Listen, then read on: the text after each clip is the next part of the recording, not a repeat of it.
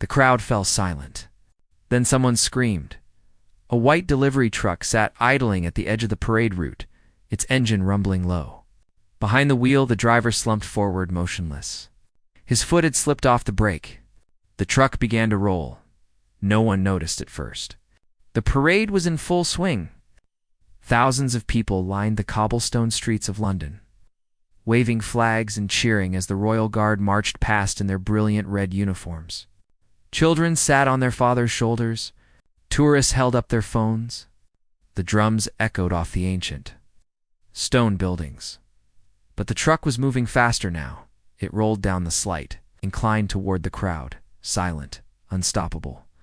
A woman in the front row saw it first. Her smile vanished. She grabbed her husband's arm and pointed, turned. His face went pale. The truck was headed straight for them. People started shouting, pointing. Some tried to move back, but the crowd was too thick. Bodies pressed against bodies. There was nowhere to go. Parents scooped up their children. A little boy in a blue jacket stood frozen, clutching a toy soldier in his hand. He didn't understand what was happening. The truck picked up speed. If you're watching this, hit that subscribe button now. You won't believe what happens next. You don't want to miss stories like this. Officer James Whitaker was marching in the third row of the guard. He'd been doing this for 11 years. Same route, same timing, same choreographed steps he could do in his sleep. His bearskin hat sat heavy on his head. His boots clicked in perfect rhythm with the others. He was thinking about his daughter's birthday party that evening. She was turning 7. Then he heard the screaming. It wasn't the usual cheering. This was different. Panic. Terror.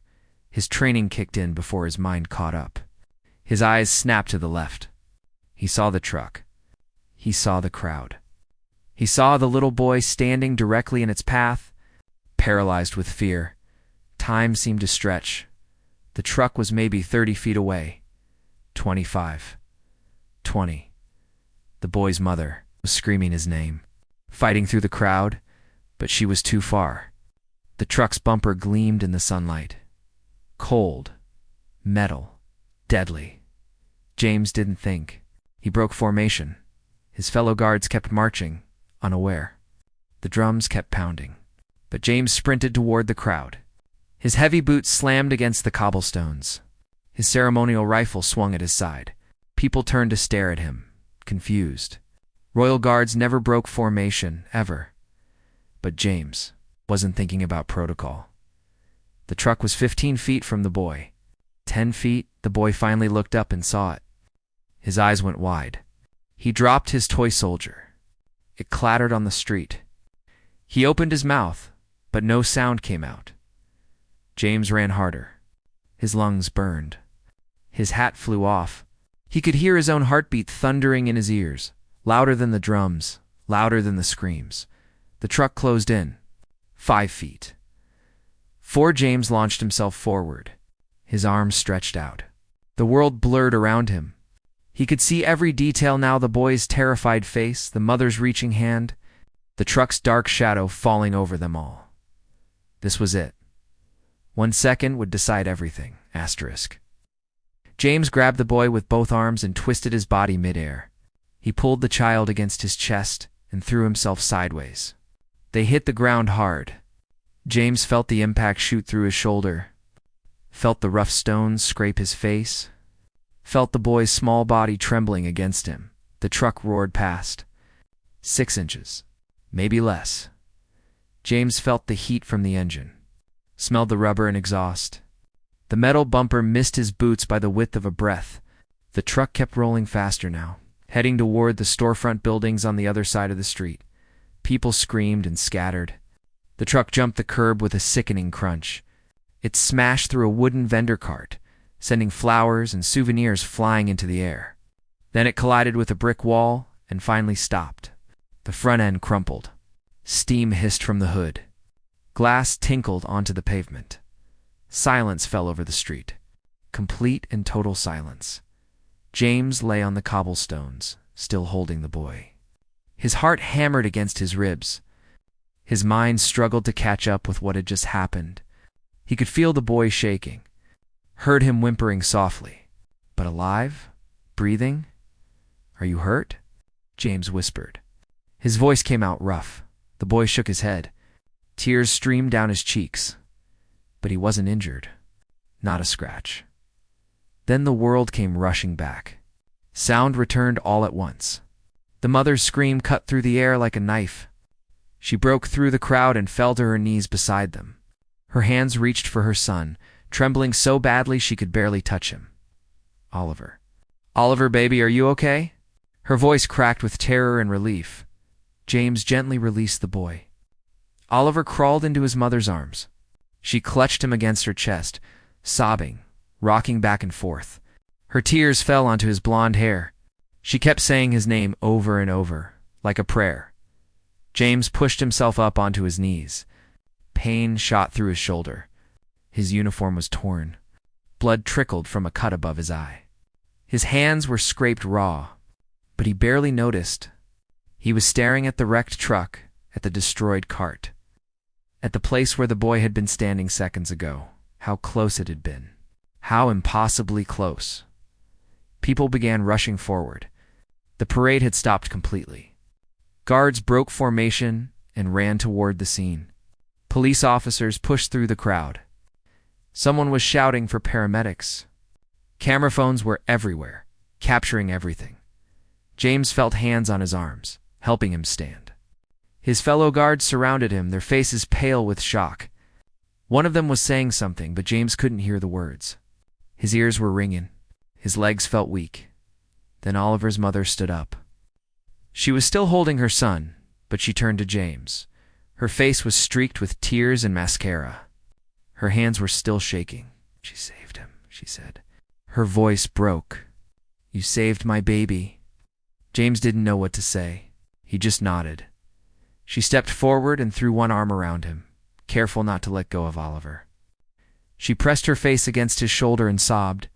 James stood there, awkward in his torn uniform, feeling the weight of what had just happened settling onto him like a physical thing. "Thank you," she whispered. "Thank you, thank you, thank you." Oliver lifted his head from his mother's shoulder. His face was red and wet with tears. He looked at James with wide, innocent eyes. Then he reached out one small hand and touched the medals on James's chest.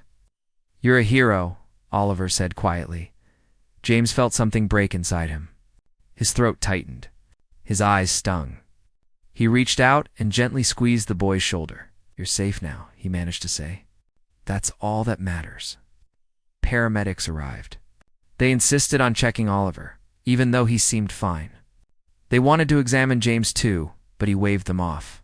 His commanding officer appeared, face grim, but eyes filled with something else. Pride, maybe. Relief. "Whitaker," the officer said. "We need to get you looked at." "I'm fine, sir." "That's an order." James finally nodded. But before he let them lead him away, he glanced back at Oliver and his mother one more time. The boy was being checked over by a paramedic, but he was watching James. He raised his small hand and waved. James waved back as he walked away. Supported by his fellow guards, he heard the crowd beginning to clap. It started slow, then grew. Applause rolled through the street like thunder. People were cheering, shouting, some were crying. Someone called his name, but James wasn't thinking about any of that. He was thinking about his daughter's birthday party, about how he'd almost missed it, about how some other father had almost lost everything today. What he didn't know was that dozens of phones had captured the entire thing. The footage was already spreading, already going viral. By tonight, the whole world would know his name. 3 hours later. James sat in a small medical office near the parade grounds. A nurse had cleaned the cut above his eye and bandaged his scraped hands. His shoulder throbbed, but nothing was broken. They'd given him painkillers and told him to rest. He couldn't rest. His hands wouldn't stop shaking. The door opened. His commanding officer walked in, followed by 2 men in suits. James recognized one of them immediately. His stomach dropped. "Officer Whitaker," the first man said. He had gray hair and carried himself with quiet authority. "I'm Deputy Commissioner Holland. This is Chief Inspector Barnes." We need to ask you a few questions about today's incident. James nodded. His mouth felt dry. They asked him to walk through everything. Every detail. What he saw, when he saw it, why he made the decision to break formation. James answered as best he could, but it all felt blurry now, like it had happened to someone else. When he finished, Deputy Commissioner Holland sat back in his chair. He studied James for a long moment. You understand you violated protocol, he said. Breaking formation during a royal ceremony is a serious breach. James's heart sank. Yes, sir. You left your post without orders. Yes, sir. You abandoned your weapon and uniform integrity in full public view. James said nothing. He stared at his bandaged hands. The deputy commissioner leaned forward. And you saved a child's life. James looked up. Holland's stern expression cracked. A small smile appeared at the corner of his mouth. Hell of a thing, Whitaker. Hell of a thing. The tension in James's chest released all at once. He let out a breath he didn't know he'd been holding. You did good today, Holland continued. Better than good. The boy's parents have been calling every 10 minutes trying to find out who you are. The press is going mad. You're on every news channel in the country. James felt dizzy. Sir, I don't want too late. Chief Inspector Barnes cut in. He pulled out his phone and showed James the screen. A video was playing. James saw himself sprinting toward the crowd, saw the truck, saw the moment he grabbed Oliver. The video had 20 million views. 20 million. It's everywhere, Barnes said. Twitter, Facebook, Instagram. Americans are calling you Captain Britain. The Japanese news ran it as their top story. You're famous, Whitaker. James felt sick. He didn't want to be famous. He just wanted to go home. Wanted to see his daughter? Wanted to forget the sound of that mother's scream and the feeling of those 6 inches. Between the boy's body and the truck's bumper, what happens now? He asked quietly. Holland stood. Now you take the rest of the day off. Be with your family. Tomorrow, we'll figure out the official response. But between you and me, he put a hand on James's good shoulder. I'd have done the same thing. Any decent man would have. It left. James sat alone in the quiet room. He pulled out his phone with his bandaged hands and stared at the screen. 17 missed calls from his wife. 43 text messages. A voicemail from his mother. He called his wife first. She answered before the first ring finished. James. Oh my God, James, are you okay? I saw the video. Everyone's sending it to me. I was so scared. I'm fine, love. I'm okay. She was crying. He could hear it in her voice. You could have been killed. That truck could have, but it didn't. The boy is fine. I know. She took a shaky breath. Come home. Please just come home. I will. I'm leaving now. Emma wants to talk to you. There was rustling. Then his daughter's voice came on the line. Daddy. James closed his eyes. His throat tightened. Hey, sweetheart. Are you still coming to my party? He smiled, despite everything. Despite the pain and the fear and the weight of the day. I wouldn't miss it for the world. Mummy says you're a hero. She's crying. Mummy's just happy, that's all. Did you really save a boy? James opened his eyes and stared at the ceiling. Saw the truck again in his mind. Saw Oliver's face. Yeah, he said softly. Yeah, I did. I love you, Daddy. Love you too, Emma. So much. Ow. When he hung up, James sat in silence for another minute. Then he stood, changed out of his torn uniform into regular clothes, and walked out of the building. The moment he stepped outside, cameras flashed. Reporters shouted questions. A wall of people pressed forward. James froze, overwhelmed by the noise and the lights and the chaos. Officer Whitaker. How does it feel to be a hero? What went through your mind in that moment? Will you meet with the boy's family? Security guards pushed the crowd back. They created a path for James to reach his car. He kept his head down and walked quickly, ignoring the questions. All he wanted was to get home, to hold his daughter, to feel normal again. But as he drove away, he glanced in the rearview mirror. The cameras were still flashing. The reporters were still filming. This wasn't over. His phone buzzed. A text from a number he didn't recognize. Officer Whitaker, this is Sarah Bennett, Oliver's mother. I don't know if you'll see this, but I need to thank you properly. Please, if you're willing, I'd love for you to meet us. You gave me back my son. I can never repay that. James read it 3 times. Then he typed a reply. 2 days later, James stood outside a small cafe in North London. Rain fell lightly, tapping against the windows. He'd chosen this place because it was quiet, private, away from the cameras that had been following him since the incident. The news hadn't died down. If anything, it had gotten worse. Reporters camped outside his house. His phone rang constantly with interview requests. The Royal Guard had issued a statement praising his actions. The mayor wanted to give him a commendation. It was all too much, but this meeting felt different, important. James pushed open the cafe door. A bell chimed softly. The warm smell of coffee and fresh bread washed over him. He scanned the room and saw them immediately. Sarah Bennett sat at a corner table with Oliver beside her. The boy was coloring in a book, his tongue poking out in concentration. Sarah saw James and stood. She looked different than she had that day. Calmer, put together. But her eyes were still red, like she'd been crying recently. Officer Whitaker, she said. James, please, just James. It was a sad, grateful smile. James, thank you for coming. They sat. Oliver looked up from his coloring, and his face lit up. You're the soldier. James grinned. I am. And you're Oliver, right? The boy nodded enthusiastically. I drew you. He held up his coloring book. On the page was a stick figure in red, with a tall black hat. Next to him was a smaller stick figure, holding the soldier's hand. Both figures had big smiles. That's brilliant, James said, and he meant it. His throat tightened again. Sarah ordered coffee for the adults and hot chocolate for Oliver. For a moment, nobody spoke. The silence wasn't uncomfortable, but it was heavy. Weighted with things that needed to be said, but were hard to find words for. Finally, Sarah spoke. I've been trying to figure out what to say to you. I've written speeches in my head. Practiced them. But now that you're here, I can't remember any of them. You don't have to say anything, James replied gently. Yes, I do. She looked at Oliver, who'd gone back to his coloring. I almost lost him. Do you understand? I was standing right there and I couldn't reach him.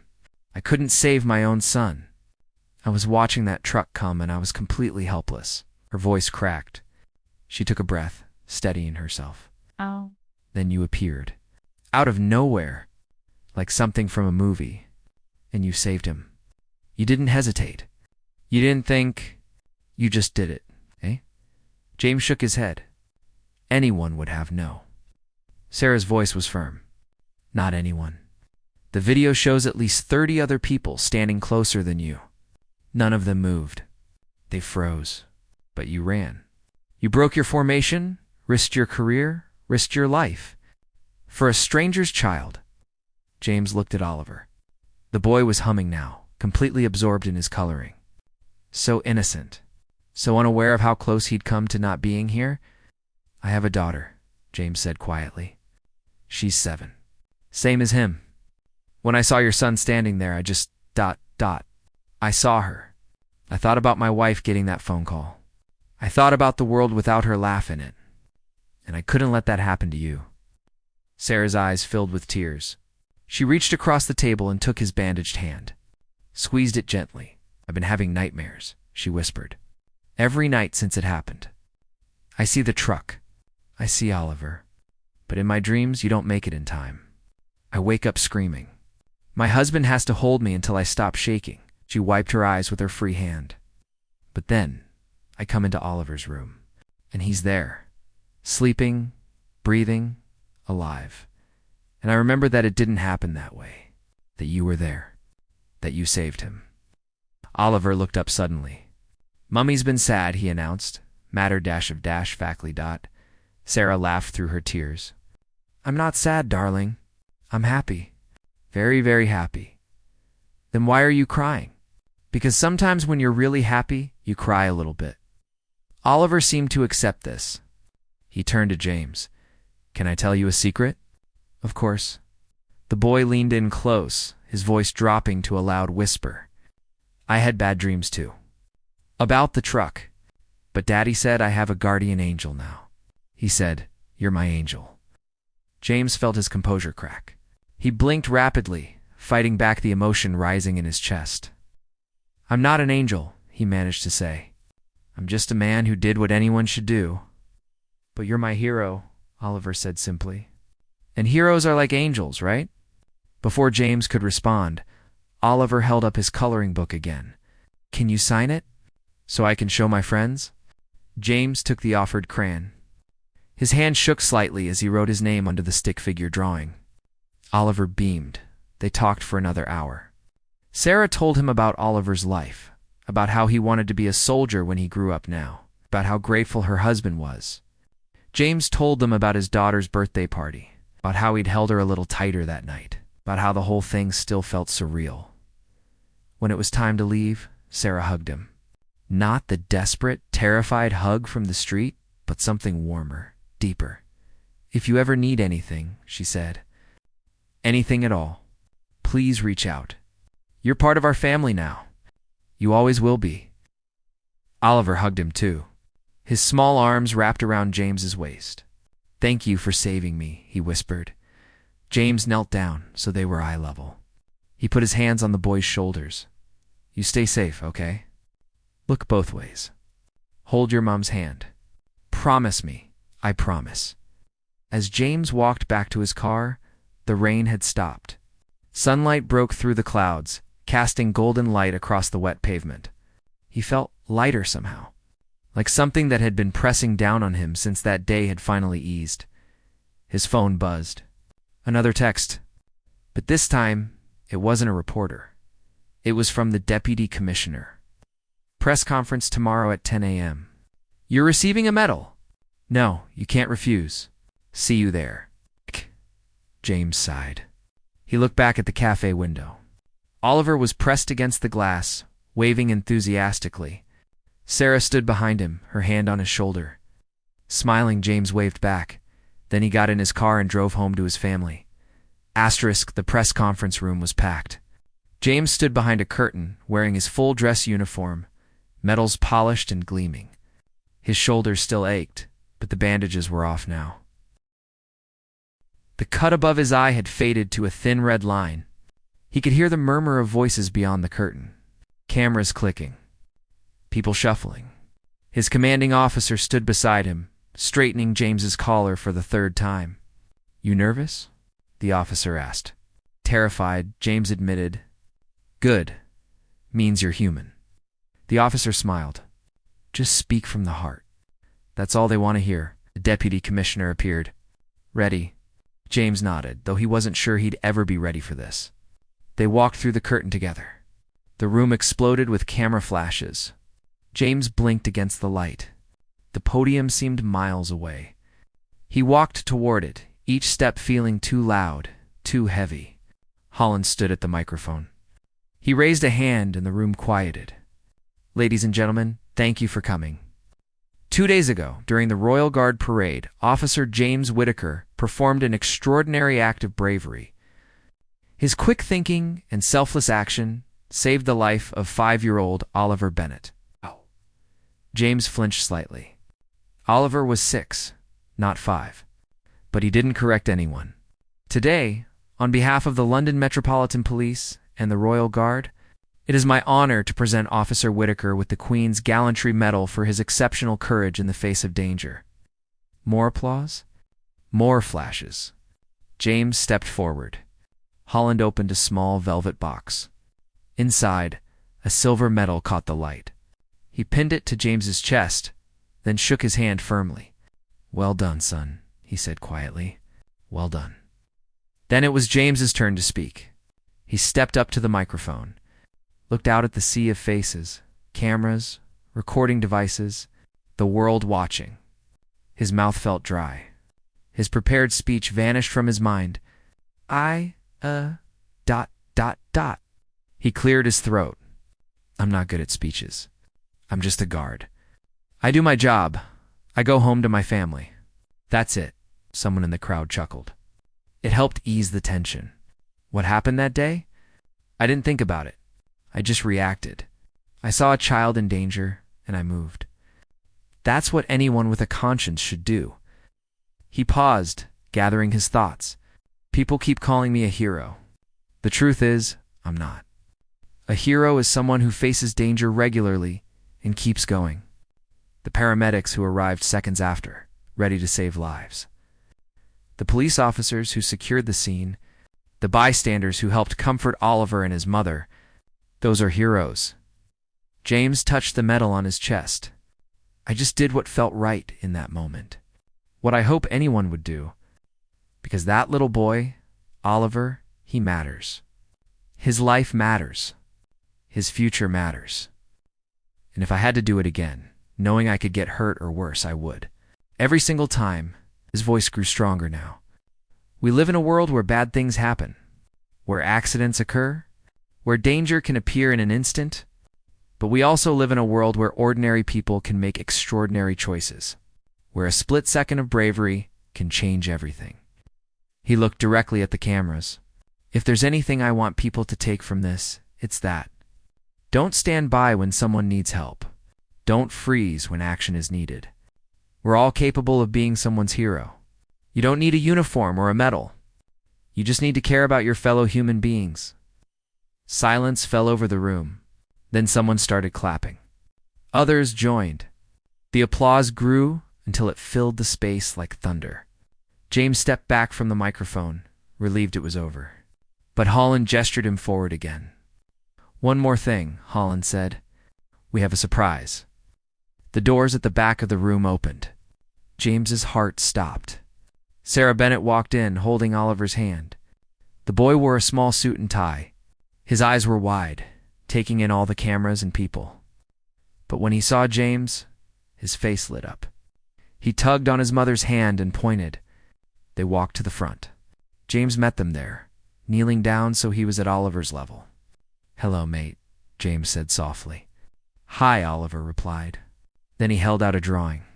I made this for you. This was the same stick figures from the cafe, but this one had more detail. The soldier's stick figure wore medals. The small stick figure held a balloon.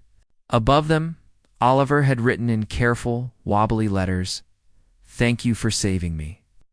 James took the drawing. His hands trembled slightly. This is brilliant. Thank you. Oliver suddenly threw his arms around James's neck. The cameras went crazy, flashes going off like fireworks. But James barely noticed. He hugged the boy back, feeling the small heartbeat against his chest. Alive. Safe. Here, when they pulled apart, Sarah was crying again. She mouthed 2 words. Thank you. James stood. He shook her hand, then on impulse, pulled her into a brief hug. Take care of him, he whispered. Always, she promised. As they walked away, Oliver turned back and waved. James waved back, clutching the drawing in his other hand. The press conference ended. James answered a few questions, then escaped backstage. His wife and daughter were waiting there. Emma ran to him and jumped into his arms. You were on TV, she squealed. I was, James laughed. Did I sound silly? No, you sounded like my daddy. His wife hugged them both. I'm so proud of you, she said. Not because of the medal or the cameras, but because of who you are, because you're the kind of man who runs toward danger to save a child. That's the man I married. James held them both tight. This was what mattered. Not the fame or the recognition. This, his family. Safe and together. But even as he stood there, he thought about Oliver. About Sarah. About how one moment had connected their lives forever. How one choice had rippled outward, touching so many people. His phone buzzed. He ignored it. Whatever it was, could wait. Right now, he just wanted to be here. In this moment, with the people he loved. The medal on his chest felt heavy, but not in a bad way. It felt like responsibility. Like a reminder of what matters most in this world. Protecting those who can't protect themselves. Being there when it counts. Choosing bravery over fear. That's what heroes do. And maybe, James thought, maybe he was starting to believe he was one after all. 6 months passed. The media frenzy died down. Life returned to something close to normal. James went back to his regular duties with the Royal Guard. The tourists still took photos. The drums still played. The routine continued. But things were different now. People recognized him on the street. Children pointed and whispered. Other parents smiled at him with knowing looks. The medal sat in a frame on his living room wall next to Oliver's drawing. James tried not to think about that day too much. But sometimes, late at night, he'd wake up with his heart racing. He'd see the truck in his dreams. Feel the split second of uncertainty. Wonder what would have happened if he'd been one step slower. Then he'd check his phone and see the latest photo Sarah had sent. Oliver at school.